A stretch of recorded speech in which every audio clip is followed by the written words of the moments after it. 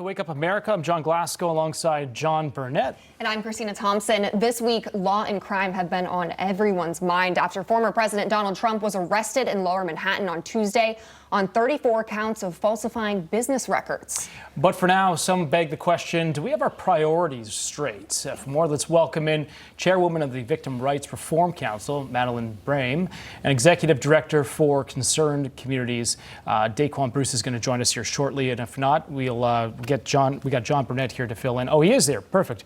Welcome. Thank you so much for being here. Let's start with this.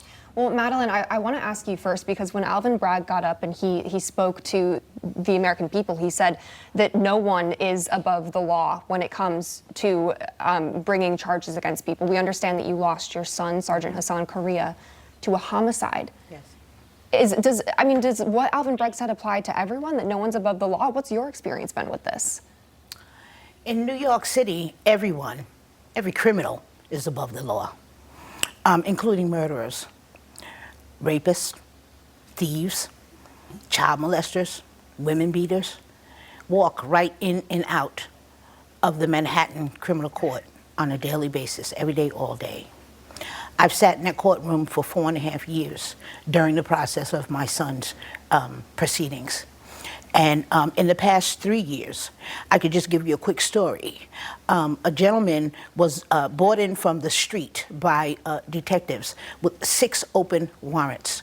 And when he came in front of the judge, his charges were read. His charges were raping a child under the age of 11 multiple times. Now, he had already been released these 5 or 6 times and never showed back up to court.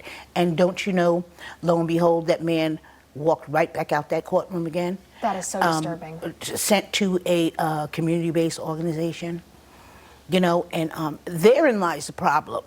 Millions and billions of our tax dollars are being funneled into these violence interrupter groups, these community-based nonprofit organizations, these homeless shelters that are supposed to be providing services for the people that are released, when in all actuality, these people are not being provided the adequate services. You know, a lot of them would rather be in jail than be in a men's shelter, all right, because crime and drugs are rampant there, and career criminals commit crime.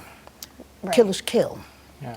Daquan, you're no stranger to this subject. Unfortunately, the gun violence in Chicago. What can you tell us about your experience and where you think that the issues, where we should be focusing our attention to on the issues? Absolutely. You know, Miss Bryan is right. Unfortunately, we have a system that focuses on keeping criminals out of jail, as opposed to putting them where they belong, away from society, away from those who they wish to do harm. Because as we know, those with an ill will always find a way to commit a crime. You know, in Chicago, we have a 70% unsolved rate when it comes to homicides in the city. And the reason is because of leadership. And what we should be focusing on is empowering and electing leaders to office who will, in fact, uphold the law. In 2018, you know, as many know, I was shot in front of the home that I grew up in. And just 3 months later, my cousin was killed. And till this day, the killers and the person who shot me have not been brought to justice. I remember the police officer telling us that they're going to clock a lot of time doing this, but they're going to come up empty-handed. And unfortunately, all they're going to do is wait until all of the persons involved are either dead or in jail on another charge. And that's the sad reality of a system that allows individuals who are of a minority race to be above the law. Well, Daquan, I think that for a second there, a lot of us thought, oh my gosh, okay, Lori Lightfoot is out. Someone new is going to come to Chicago, and they're totally going to clean up the city.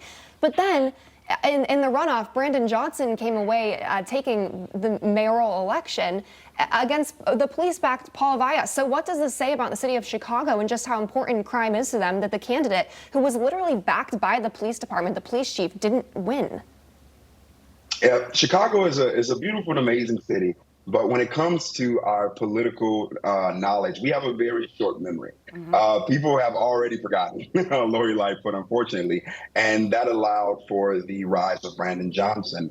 You know, them seeing him as a candidate who's going to, you know, stand up for the teachers union, which has a really strong hold on the city. But people just don't, unfortunately, in the city, don't hold true to the message of being of a tough on crime leader. Many people, unfortunately, support the defund the police movement. They support the idea that, in order to have less crime, you need less criminals being sent to jail, which those are all platforms that Brandon Johnson ran on. So unfortunately, we're going to see much more of the same type of leadership that we saw with Lori Lightfoot. Yeah, it'd be interesting too. Some of the officers said they'd walk off the job if Brandon Johnson had won that election. Madeline, just in the week from March 27th to April 2nd, New York City had seen 7 murders, 291 robberies, 479 felony assaults. Where are the priorities here in New York, do you feel? Well, they're definitely not on keeping the public safe. That's for sure. Because every one of those crimes has a victim attached to it. Right. There is no such thing as a victimless crime.